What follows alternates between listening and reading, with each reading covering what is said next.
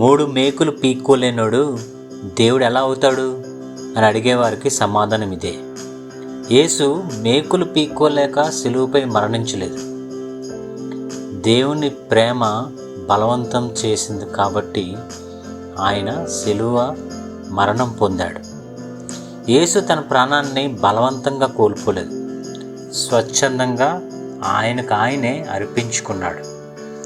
Bible సెలవిస్తుంది, యోహాను సువార్త 10వ అధ్యాయము 18వ వచనంలో, నా ప్రాణాన్ని ఎవ్వరూ నా దగ్గర నుండి తీసుకోలేరు, నా అంతట నేనే దానిని ఇస్తున్నాను అని చాలా క్లియర్గా సిలువకు వెళ్ళే ముందు ఆయన చెప్పిన మాట.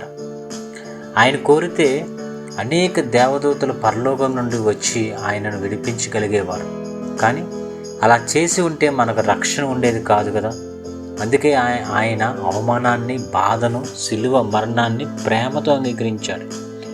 ప్రపంచ చరిత్రలో ఎంతోమంది తమ దేశం కోసం, కుటుంబం కోసం లేదా స్నేహితుల కోసం ప్రాణాలు ఇచ్చారు. అది గొప్ప త్యాగమే. కానీ పాపుల కోసం, తనను ద్వేషించిన వారి కోసం, తనను సిలువ వేసిన వారి కోసం, శత్రువుల కోసం తన ప్రాణాన్ని స్వచ్ఛందంగా అర్పించాడు ఒక్క యేసుక్రీస్తు మాత్రమే. మనిషి తన స్నేహితుని కోసం ప్రాణం ఇవ్వడం గొప్ప ప్రేమే. కానీ యేసు శత్రువులమైన మన కోసం తన ప్రాణాన్ని అర్పించాడు. అదే దేవుని ప్రేమ, అదే దేవుని కృప, అదే సిలువ యొక్క త్యాగం. సిలువ బలహీనతకు గుర్తు కాదు, సిలువ ప్రేమకు గుర్తు, సిలువ కృపకు గుర్తు, సిలువ త్యాగానికి, విజయానికి గుర్తు. యేసు మొదటిసారి ఈ లోకానికి రాజుగా కాదు కానీ రక్షకుడుగా వచ్చాడు. ఆయన మొదటి రాకడ శుభవార్త, దేవుడు పాపిని ప్రేమిస్తున్నాడని ప్రకటింపజేసింది. కానీ బైబిల్ స్పష్టంగా చెప్తుంది మరొక మాట, ఆయన మళ్ళీ తిరిగి వస్తాడు అని. ఈసారి బాధపడే సేవకుడుగా కాదు కానీ రాజాది రాజుగా, ప్రభువుల ప్రభువుగా, న్యాయానికి తీర్పు తీర్చడానికి ఆయన వస్తాడు అని. నమ్మడం లేక నమ్మకపోవడం ప్రతి ఒక్క వ్యక్తి స్వేచ్ఛ. It's up to them. దేవుడు ఎవరిని బలవంతం చేయడు, ఎందుకంటే ప్రేమ ఎప్పుడూ బలవంతం చేయదు. ఒక చిన్న విజ్ఞప్తి ఏంటంటే, ఏ మతమైనా, ఏ విశ్వాసమైనా పరస్పర గౌరవం అవసరం. ఇతరుల దేవుణ్ణి అవమానించడం, రాజకీయాల కోసం లేదా వినోదం కోసం, జోక్స్ వేయడం కోసం పవిత్రమైన దేవుని విషయాలను ఎగతాళి చేయడం సమాజానికి మేలు చేయదు, ఎవ్వరికి మేలు చేయదు. మీ విశ్వాసం గొప్పదని మీరు నమ్మితే దాన్ని ప్రేమతో చూపించండి. ఇతరుల విశ్వాసాన్ని దూషించడం వల్ల ఏ ఒక్కరికి ఉపయోగం ఉండదు.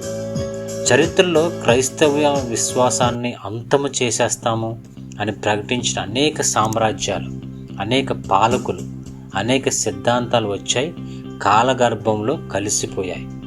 కానీ క్రీస్తు సువార్త మాత్రం ఇప్పటికీ ప్రపంచమంతటా ప్రకటించబడుతుంది. తరాలు మారినా, జనరేషన్స్ మారిపోతాయి కానీ, రాజ్యాలు మారిపోయాయి కానీ దేవుడు ఎప్పుడు నిత్యం ఉంటాడు, దేవుడు ఎప్పుడు మారడు. ఈరోజు సిలువ కృపకు పిలుపు, రేపు ఆయన రాక న్యాయ తీర్పు దినము. ఈరోజు ఆయన చేతులు సిలువపై ప్రేమతో చాపబడ్డాయి. రేపు అదే యేసు సర్వలోకానికి న్యాయాధిపతిగా నిలుస్తాడు. సిలువపై ఉన్న యేసుని ఎగతాళి చేయడం చాలా సులభం, కానీ 3వ రోజు ఆయన తిరిగి లేచాడు. బైబిల్ ప్రకటించినట్లే మరణాన్ని జయించిన జీవం గల ప్రభువుగా ఆయన లేచాడు.